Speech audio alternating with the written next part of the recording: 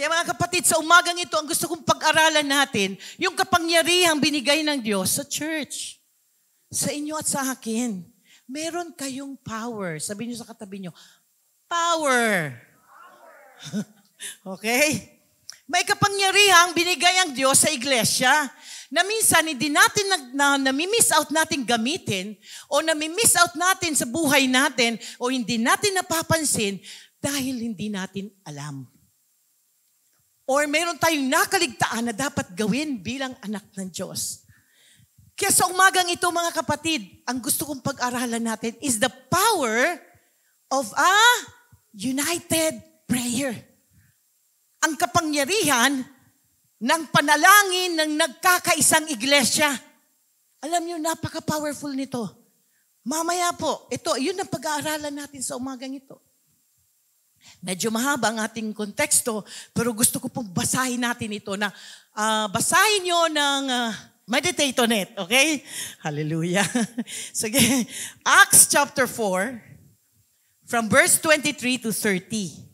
Ang sabi dito, as soon as they were freed, Peter and John returned to the other believers and told them what the leading priests and elders had said. Ito po kasing pangyayaring ito, hinuli sila. Kasi nangangaral sila ng salita ng Diyos at meron silang pinagaling na isang lumpo, na ipinanganak ng lumpo. So nakita ito ng buong Israel. Nakita ito naging, hindi ito nakatago, na himalang ito. Yung lumpo, born lame, was able to walk. At hindi nila ito pwedeng sabihin hindi totoo. Kasi maraming nakakita. So ang ginawa nila, kinulong nila ngayon si Pedro at si Juan. Pero hindi nila ma-accuse kasi yung mga tao nagte-testify. Magagalit yung mga tao pag pinarusahan nila to. So pinakawalan nila. When they heard the report, all the believers lifted their voices together in prayer to God. Ito ang sabi nila. Nung nalaman nila na, oh my gosh, may threat ang church. The church is being suppressed. Hindi tayo pwedeng mangaral. Sabi ng dalawa, kasi ikukulong at papatayin pag nangaral ka ng salita ng Diyos. Grabe, no? Ngayon, okay lang eh. Pero noon, yun ang kanilang buhay. Sabi ng mga mananampalataya, sige, ano gagawin natin? They prayed together. At ito naging panalangin nila. Sabi nila, sabayan niyo ako. O sovereign Lord, creator of heaven and earth, the sea and everything in them. You spoke long ago by the Holy Spirit through our ancestors David, your servant, saying, why were the nations so angry? Why did they waste their time with their futile plans? The kings of earth prepared for battle. The rulers gathered together against the Lord, against His Messiah. In fact, this has happened here in this very city, for Herod Antipas, Pontius Pilate the governor, the Gentiles and the people of Israel were all united against Jesus, your holy servant whom you anointed. Tigil tayo saglit dyan, ano? Kita nyo to, sabi ng believers, Lord, they are all against you. Ito ba, mayroon ba kayong nakikita ngayon na nangyayari dito sa mundo natin? That they are against Jesus? Alam niyo ba may mga bansa na hindi na pwedeng pangaral o kahit sabihin man lang ang pangalan ni Jesus sa loob ng classroom? Bawal. Bawal ipangaral, bawal ka mag-pray sa loob ng classroom. So itong mga bagay na to, nangyari ito noon at nangyayari ngayon. Di ba? Tuloy natin, 28. But everything they did was determined beforehand according to your will. And now, O Lord, hear their threats and give us your servant great boldness in preaching your word. Stretch out your hand with healing power. May miraculous signs and wonders be done through the name of your holy servant, Jesus. Father, bless your holy word today. Holy Spirit, speak to us and teach us. Thank you, Lord, na ikaw po, Lord, ang magpapaliwanag sa amin ng mga salita mo, Lord, sa umagang ito, Lord. I thank you for every heart, so Lord God, that will receive your word in Jesus' name. Amen. So itong panahon na to, sila ay nasa gitna ng persecution. Hindi sila pwedeng mangaral. Ayaw sila ipangaral. Pero, ang napakaganda anong ginawa nila? Hindi sila nagpanic. Nakita natin, nung sinabi ni Pedro at ni Juan, paano to? Nakulong kami. Di ba? Ano kaya kung tayo ngayon yan? Uy, nakulong kami. Diba? Pero sila, hindi, nakulong kami. At ito ang may threat sila sa church, not to teach and preach the word. Sabi ng believers, okay, let's come before the Lord. Let's pray together. Ang ganda ng prayer nila, Sovereign Lord. Dineclare nila na ang Diyos makapangyarihan. Na with all the threats na sinasabi nito, mas makapangyarihan pa rin ang Diyos. Hindi sila natakot. At itong mga disciple na to, itong mga believers and followers of Christ, they know kung ano yung kapangyarihan ng paglapit sa Panginoong Jesus, sa ating Amang nasa langit. Alam niyo bakit? Kakasama sila ng Panginoong Jesus Di ba? And si Jesus, though He was God, hindi niya pinapalagpas ang araw na hindi niya minimit ang ating Amang nasa langit. Bakit? Because He draws strength and power from the Lord, from our Father God. And that is in Mark 1. Before daybreak, the next morning, Jesus got up and went out to an isolated to pray. Saan siya? Maalis siya. Lumalayo siya upang manalangin. Bakit kailangan manalangin? Ang Panginoon ni Diyos siya. Di ba? Pero nagkatawang tao siya At bilang tao, alam niya kailangan niya ang kapangyarihan ng Diyos upang mapagtagumpayan niya ang mission niya araw-araw. And Jesus came to the Father every day. Before daybreak. Ano man daybreak? Ibig sabihin dawn, Bago pumutok ang araw, nananalangin na siya. Unang-unang ginagawa niya ay ang anapin ang ating Ama. At sometimes sa atin, ang hirap nun, Ang hirap kaya mag-praise, pastor. Antok na antok pa ako ng 4:00 So, the disciple, na-witness nila how Jesus lived and Jesus demonstrated kung paano yung power na yan is really flow sa Kanya. Gustong ipakita ng Panginoon, manalangin. Panalangin ang susi ng lahat. Diba? Manalangin kayo. And even Apostle Paul, sinabi niya talaga sa church, okay. So, I'm speaking to you as a church right now. Sabi ni Apostle Paul sa 1 Timothy, chapter 2, verse 1, I urge you, first of all, to pray for all people, ask God to help them, intercede on their behalf, and give thanks for them. I urge you, sabi niya, first of all, pray for all people. Hindi natin ipapanalangin lang yung ating mga kapatiran. Papanalangin natin lahat. Minsan tayo selective, di ba? Hindi ko siya friend, ayoko ipanalangin yan. Di ba? Ayoko yan ipatalangin, pastora. Masama ang loob ko dyan. Di ba? Hindi. Bilang anak ng Diyos, sabi, panalangin mo ang lahat. Bakit? Ask God to help them. Ikaw ang inutasan ng Diyos na lumapit sa Kanya para sa mga taong ito. Bakit ikaw? Ikaw ang anak niya. Kaya hindi natin pwedeng iasa sa mundo na ipanalangin tayo. Tayo ang inaasahan ng Diyos na manalangin para sa mundo. Ask God to help them. Dahil ang Diyos sa atin nakikinig. Tayo ang may relasyon sa Kanya Di ba? Kung ikaw ba, wala akong si Peniel, hindi ko siya anak. Hindi ko siya kilala, lumapit siya sa akin. Ma'am, pahingin pera. Bibigyan ko kaya siya, bigyan ko siya 10 piso. Di ba? Pero kung anak mo, pag lumapit sa'yo, ibibigay mo yung pangangailangan niya. Isusupply mo yung pangangailangan niya. And not only the portion, but the whole and the full. Ngayon, pag hindi mo kakilala, lumapit sa'yo, generous ka, bigay 10 pesos. That's it. Do you think enough yun sa need niya? No. Pero pag anak ka, lumapit ka, bibigay mo, kailangan ng anak ko, 1 million. Lord, 100 lang ang pera ko. Yun. Di ba tututo ka manalangin ngayon ng 1 million para mabigay mo na anak mo ng 1 million? No. Ibig sabihin, kung anong pangangailangan ng anak mo, yun ang tutugunan mo. Kaya sabi ni Apostol Pablo kay Timothy, ask God to help them. Ikaw, sabi mo sa katabi mo, ikaw ang inutusan man nag-pray, okay? Intercede on their behalf. Alam mo, pag sinabing intercede, alos manukluhod ka na, Lord. Maawa ka sa mga taong ito. That's intercession. Hindi lang basta, Lord, thank you, Lord, sa mga buhay ng mga taong ito. Amen. Pag sinabi mong intercede, pinag-pray mo sila mula sa kalooban mo. Nakikita mo ng mga taong ito, pag hindi mo pinanalangin, Lord, mapapahamak sila. Nagkakaroon ka ng ganong klaseng puso. So, intercede in their behalf and give thanks for them. Tingnan yung prayer na to, itong inutos ni Apostol Pablo, para sa iba ito eh. Di ba? I urge you, first of all, pray for all people, ask God to help them, intercede on their behalf, give thanks for them.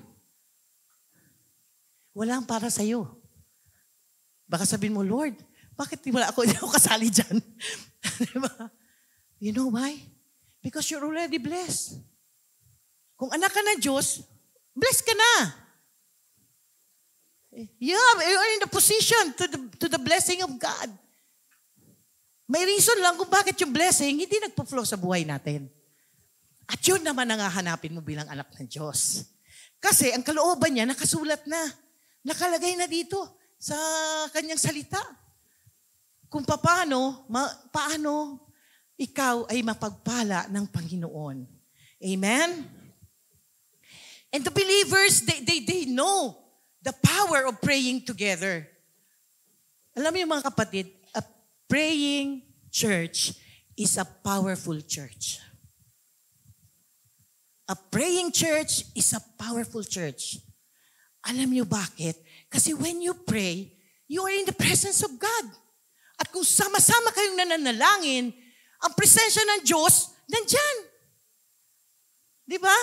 Hallelujah. So dito sa Acts 2, 42 to 44, sabi, all the believers devoted themselves to the apostles' teaching and to fellowship and to sharing in meals, including the Lord's Supper, ginawa natin kanina, and to prayer. So kita mo, di lang sila natapos sa pagsamba ng linggo, pag-fellowship, kung may birthday yan, and to prayers. Hindi lang po iisa ang tinawag ng Diyos manalangin. Hindi lang po leaders ang tinawag ng Diyos manalangin. Ang sinabi ng Biblia, lahat ng tagasunod ni Kristo ay dapat nakikiisa sa panalangin ng iglesia.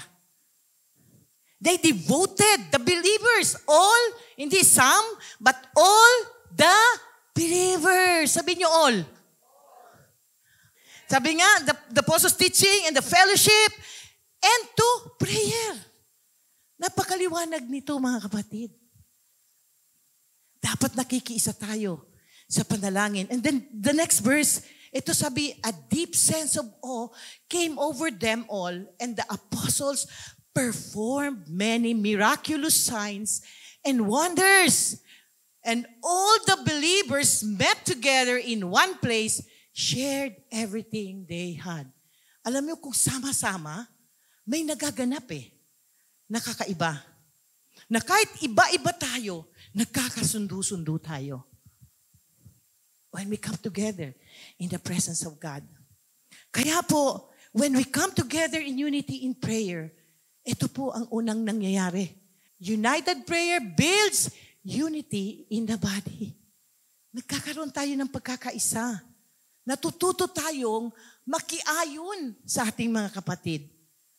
At yun ang dapat na nangyayari bilang church.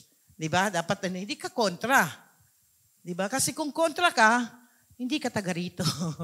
Kung taga rito ka, ikaw ay dapat nakikiayon kung yan ay according to the will and the word of God.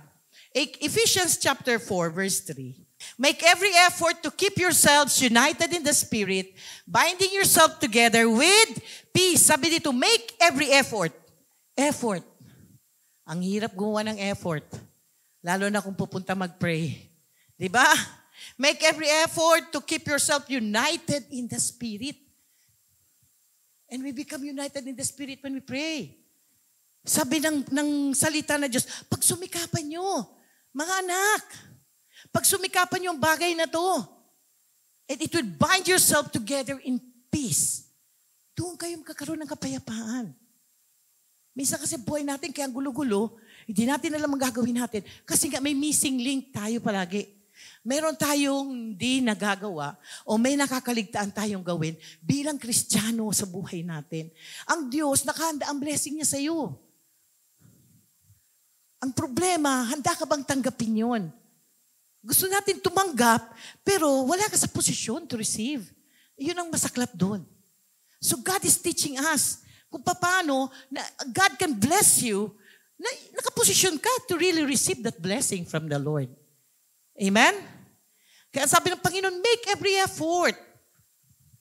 Because in coming together, nagkakaroon tayo ng agreement. And in agreement, there is power. Matthew 18, verse 19, sabi dito ng Panginoong Jesus, ang Panginoong Jesus ito I also tell you this, if two of you agree here on earth concerning anything you asked, my Father in heaven will do it for you. Sabi ng verse 20, for where 2 or 3 gathered together as my follower, I am there among them. Kung saan 2 o 3 ang nagkatipon na mga lingkod ko, nandun ako sa kalagitnaan nila. Alam niyo ba kung ano nangyayari pag ang Panginoong Yesus nasa kalagitnaan natin? That's where the impossible becomes possible. Diyan nangyayari ang himala, mga kapatid. Diyan nakikita ang kagalingan. Diyan natin may experience ang breakthrough. Diyan natin na-experience the presence and the peace of God. Sabi, where 2 or 3 gathered as my follower in my name, I am in the midst. And when Jesus is in the midst, miracles happen. Kaya kung gusto nyo ng himala, marami kang daladala sa puso mo, Lord, parang hindi ko na ito kaya. Diba? Kapatid, come to prayer meeting. Because where 2 or 3 gathered as Jesus follower, God will meet you. God will answer you. Bakit? Kasi there's power in agreement. Whatever the 2 of you agree here on earth concerning anything you asked, my Father in heaven will do it for you. May nakukuha po ba tayo? Gusto nyo ba ng himala? Kailangan natin ng himala sa buhay natin. Kaya Jesus, when He is in the midst, there's miracle, there's deliverance, there's breakthrough. Kaya nga po, pag encounter God, di ba? Sa encounter God, yung mga naka-experience sa encounter God, iisa kasi yung heart ng mga nandito. So, nakita nyo ba how the Spirit moves?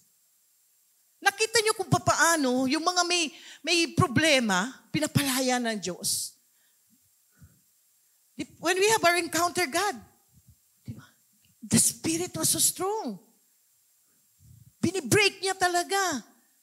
Kasi that's, alam mo, when we come together, doon nagbe-break yung walls of pride, division. Doon tayo nagkakaroon ng pagkakaisa sa presensya ng Panginoon. At pag nandyan ang Panginoon, doon natin nararanasan yung kapangyarihan niya. Kahit napakaganda mong magsalita, kahit napakaganda mong umawit, kapatid, kung ang puso mo ay di nakikipag-isa sa Diyos at sa mga kapatiran, mag-isa ka lang na kumakanta. But if you want to see God move, you need to be in agreement with the brothers. And you need to be in unity. Amen? Alam niyo po ba na when coming together, it helps us to build trust. Pag patuloy ka na sumasama sa panalangin, nag-build ito ng trust. It promotes trust. Bakit? Kasi sama ka ng sama, Nagkakaroon ka ngayon ng confidence because you see the power of God. Alam niyo kung may trust issue ka, ito kasing trust issue na to, napakahirap nito no? Kasi nakarinig na ako nito sa isang grade schooler. Nakita ko yung yung message niya. Sabi nung classmate niya, na-stroke yung papa ko. So hindi kami makakapasok. So sabi ko sa kanya, pag-pray natin na stroke do yung papa. Hindi yan, mama. Hindi yan totoo. Pero totoong na-stroke. Ngayon, later, sabi ko, bakit ganyan ka mag-respond? Sinabi niya, may trust issue siya. So pag may trust issue ka, hindi ka naniniwala sa sinasabi ng kapwa mo. Palagi ka may duda, tamang hinala. Di ba? Kahit totoo naman yung sinasabi nila. And kung meron kang ganong klaseng issue, you cannot build relationship. Kahit sa sarili mong pamilya, hindi mabibuild ang relationship mo. At kung hindi ito na-address sa buhay natin, over time, pati sarili mo, pagdududahan mo na. And that is the work of the devil.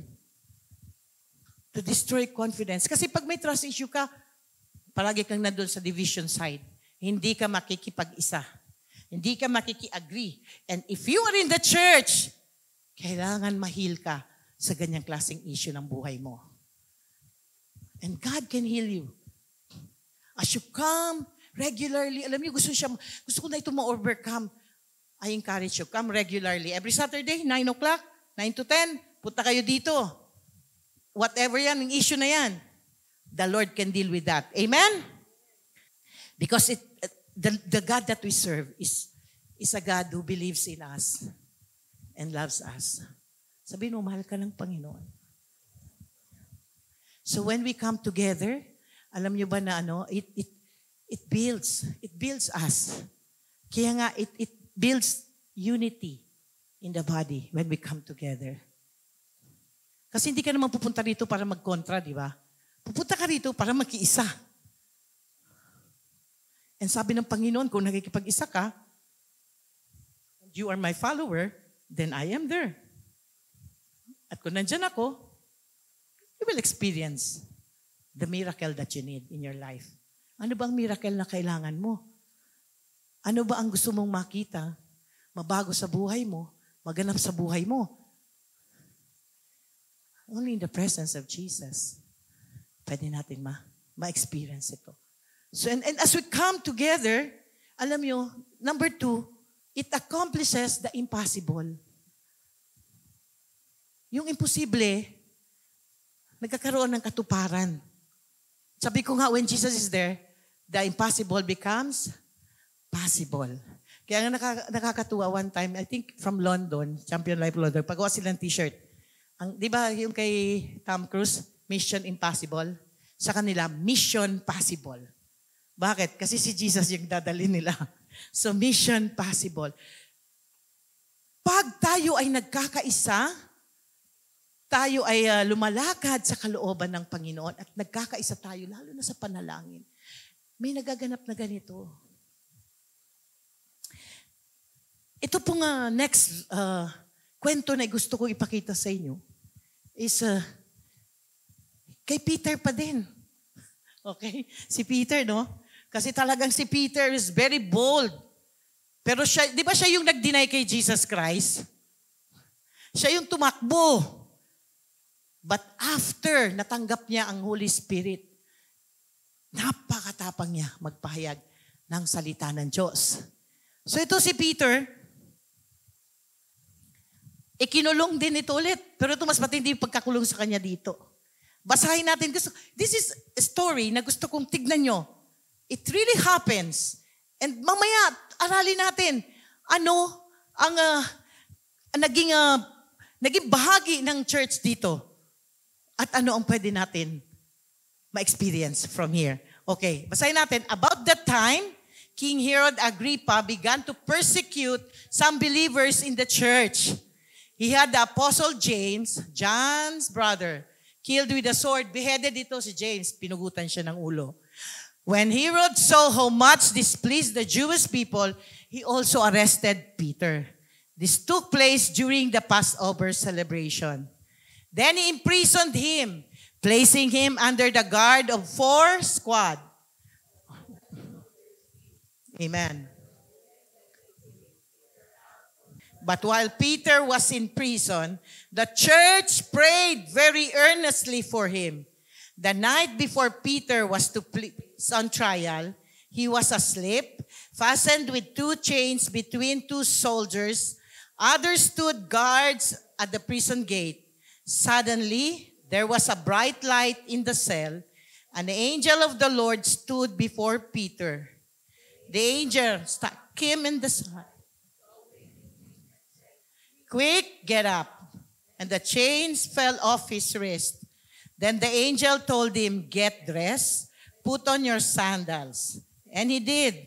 Now put on your coat and follow me. The angel ordered.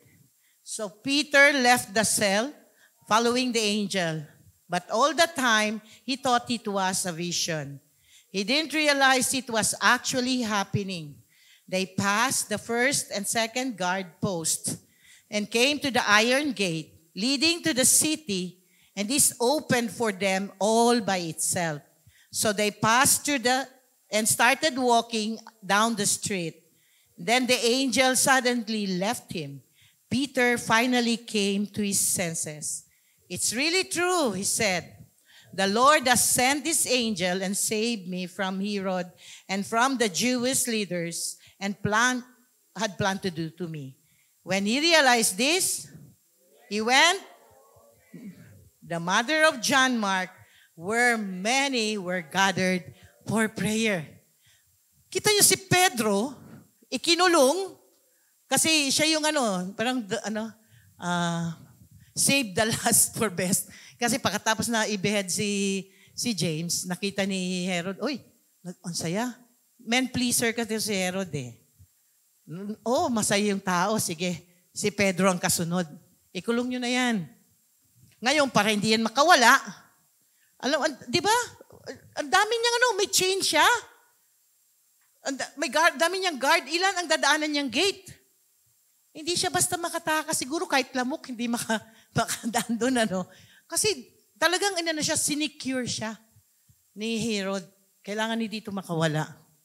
Pero alam niyo mga kapatid, iniisip ko nga ito, ang world, kahit anong security ang gawin nila, pag Diyos ang makialam, walang magagawa yun.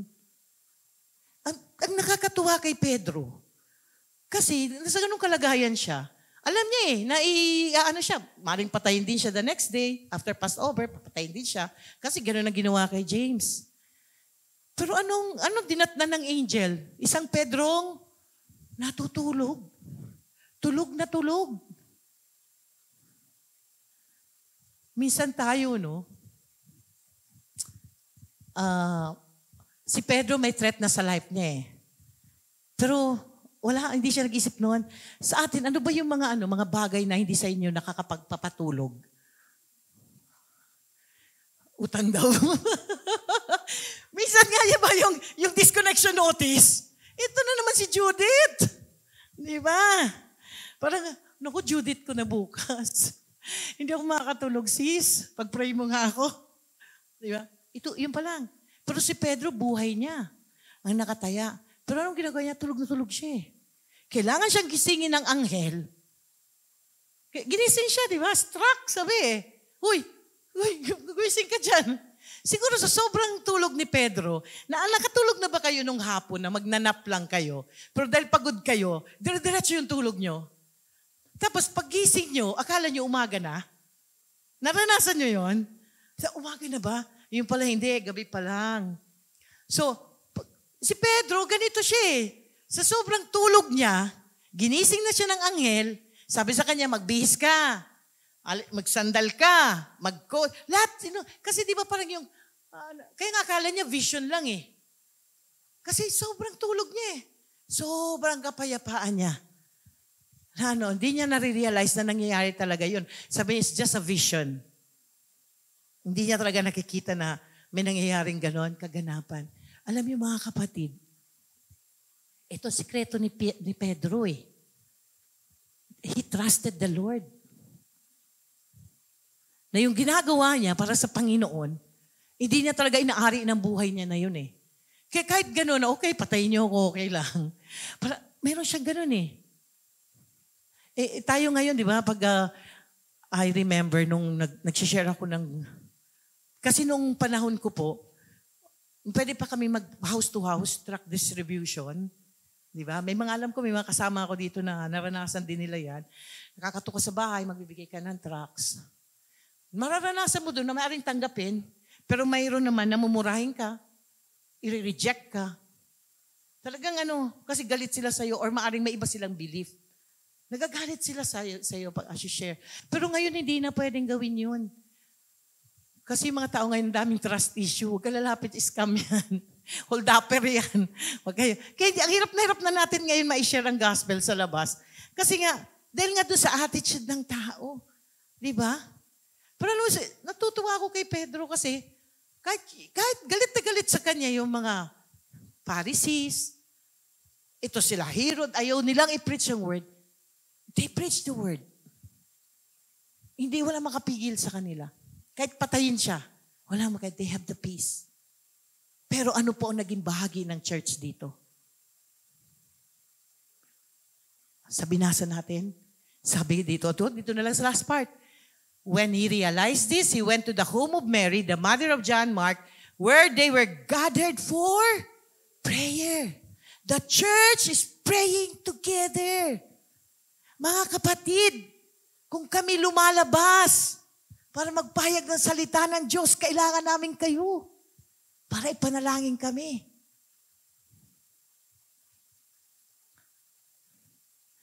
The church should pray together. Sabi nyo, together. Amen. They have to pray together. Nung kinulong si Pedro, anong ginawa? They prayed together. Sama-samang panalangin. Hindi pa rin pinag-pray na kita sis dito sa room ko. It's okay. God honors that. Individual prayer natin, God honors that. Kailangan natin magkaroon ng panalangin para sa Panginoon araw-araw mula sa ating sarili. Pero mga kapatid, kung oras ng panalangin ng iglesia, kailangan nandyan din tayo bilang bahagi ng iglesia. Amen. If you consider yourself to be the believer and follower of Christ, ang sabi, you have to gather and pray together. Kasi in praying together, you build unity and then nag-accomplish ito ng mga impossible. Nasa impossible na nga kalagayan si Pedro. Wala na pwede magligtas sa kanya. Takot nga sila lahat eh. Kasi baka pati sila ikulong. Diba? Baka madamay ka. So ang ginawa nila, mag-pray na lang tayo. They come to the Lord and it was more powerful. Amen? So coming to God, praying together is a very powerful habit. Amen? Alam niyo po, kung may sitwasyon kayo na beyond doon sa kakayanan niyo, marami eh. Ang sabi nga sa akin ng kaibigan kong isa, ang pera, napakadaling problema. Kasi pag nagkapera ka, tapos na ang problema mo. Pero kung ang problema mo, health, relationship, kung ang problema mo, mental, emotional, napakahirap pong i-deal niyan. Mga kapatid. But God can heal you. God can intervene if you allow God to come in your situation. Amen? Kailangan nyo ng kagalingan, kailangan nyo ng kapayapaan, kailangan nyo ng direksyon. Marami kang plano sa buhay, hindi mo na alam. Sa dami ng plano mo, na-confuse ka na, ano na ba talaga yung plano ko? God can give you direction. Amen? So, you have to come. Sabi nga, and in prayer meeting, in gathering together, most of the time, doon ka talaga makakarinig ng ng kalakasan sa mga kapatiran natin. Kasi it really encourages you. Kaya nga sabi ni Lord, do not neglect.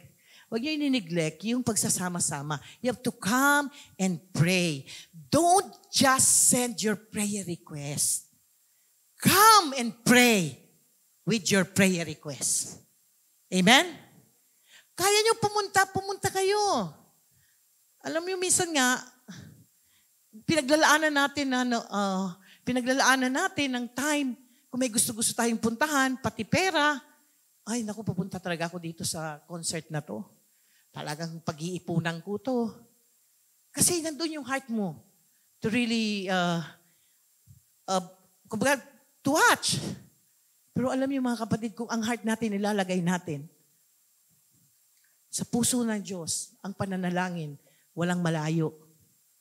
At sabi ko sa inyo, kung may ano yan, if there's a will, there's a way. Kung meron kang ano sa Tagalog yun. Ayun, kung gusto, may paraan. Okay?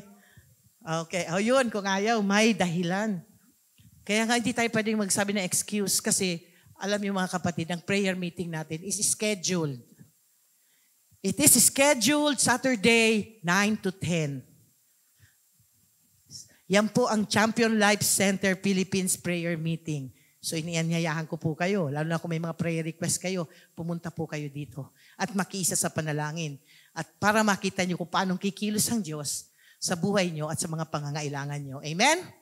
Kasi we need God eh. Hindi natin pwedeng i-deny yun. We need God every day. Amen. And number 3, united prayer helps us in our waiting season. Ano ba yung waiting season natin? Ay panalangin ka na parang ang tagal tugunin. Yung iba kasi, pag hindi ka nakikiisa, nawawalan ka na ng pag-asa.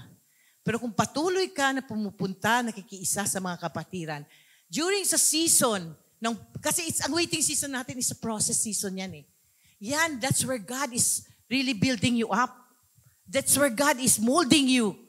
Ngayon, kung dumadaan ka dito sa building and molding at wala kang kasama, mga kapatid, napakahirap. It's really hard na mag-isa ka, na minumold. Pero kung may kasama ka, may nag-encourage sa'yo, Janet, kaya mo yan. Sige lang, Janet, I'm praying for you, di ba? Mas lalo kang nagiging malakas. At yung panahon na kung saan pinoproseso ka ng Diyos, may katuwang ka na nagpapalakas sa'yo. Kaya you really have to come and be united with the church. Amen? Kasi alam mo, marami tayong plano na sa buhay natin minsan hindi natin nakikitang nagaganap. At ang nakakalungkot dito, pag hindi naganap, nagtatampo kay Lord. Di ba? Ang tagal ko nang pinagpipray yan, hindi naman ako sinasagot ni Lord. Ayoko na. Di ba? May ganun po kasing panahon eh. Because only God knows kung ano ang para sa'yo. But one thing I can assure you 100%, kung nananampalataya ka sa Diyos, ibinigay mo ang buhay mo sa Kanya. Ano man ang ibigay niya sa'yo, yan ay kabubuti mo. Hindi po yan ikakasama natin. Kaya nga, if we come to the Lord together, we are able to align our hearts to Him. Na-align tayo sa Diyos eh. Pag na-align tayo, yung kalooban niya nagaganap, kaya nga nagkakaroon ng demonstration of power. Kasi you are now walking in the will of God together with the church. Kaya nga sabi nga, even the gates of hell shall not prevail against the church. Hindi mo pwedeng sabihin, the gates of hell will not prevail against me. Uy, magbalik ka sa church. Sa mga church. Okay, because pag sinabi mong church, it's the body of Christ. The church is the body of Christ. Hindi pwedeng iisa lang. Kasi ang church is a body. So kung iisa ka lang, kuko ka lang. Hindi ka pwedeng maglakad. Kailangan mo ng paa. Amen? So be a part of the body. Be united with the body. Hebrews 10:23-25. Basahin natin sama-sama. Let us hold tightly without wavering to the hope we affirm. For God can be trusted to keep His promise. Let us think of ways to motivate one another to acts of love and good works. And let us not neglect our meeting together, as some people do, but encourage one another, especially now that the day of His return drawing near. Malapit na po ang pagdating ng ating Panginoon. Ang rapture of the church is very near, mga kapatid. We need one another. Kailangan ko kayo. Kailangan nyo ako. Kailangan natin ang bawat isa. Amen? Amen. Sabi, do not neglect. Huwag niyong pabayaan. Ano ba ang nagiging reason? Bakit hindi ka nakakapunta sa mga meetings? Ano ba ang reason? Bakit hindi mo nabibigyan ng panahon ang mga bagay na dapat na pinagsasama-samahan natin bilang iglesia? Ano ba ang nakakapigil sa'yo? Kapatid, It's time na iset na natin ang priority natin right before the Lord. Sabi, the day of His return is drawing near. Alam mo, noon sinabi yan, mas pa ngayon. Kung paanong kalapit na siya noon, mas napakalapit na ngayon. We have to be praying together because there is power in prayer. Ako po nagkasakit nung 2 weeks ago. Pero purihin ang Panginoon. Naranasan kong pagpapagaling ng Diyos sa buhay ko. Kasi, di ba yung may smag na to ng Taal? Eh, malapit po kami kasi sa Taal. Hindi naman. Medyo layo naman. Pero mas malapit kaysa sa inyo. Pero alam niyo po, nung naggulat lang ako na hindi na ako makahinga. Ubo ako ng ubo. Nagme-mentoring actually kami ng group ni Janet. Sige na, ubo ko. Natawa nga sila kasi po, penging tubig. Kasi nagsasalita ako, nasa-suffocate na ako. Parang may naglalak sa joke. And then I prayed that night. Sabi ko, Lord, I pray for your healing upon me. Sige rin ako ng prayer. Actually, si Candice, madalas ko hininga ng prayer. Pag-pray mo ako, we pray together. Glory to God. Purihin ang Panginoon. Nakapag-church pa rin ako nung Sunday. Nothing is impossible with God. Amen? Okay, if you're dealing with something, come before the Lord. And it is more powerful and effective when you come together with the church. Punta kayo dito, mga kapatid.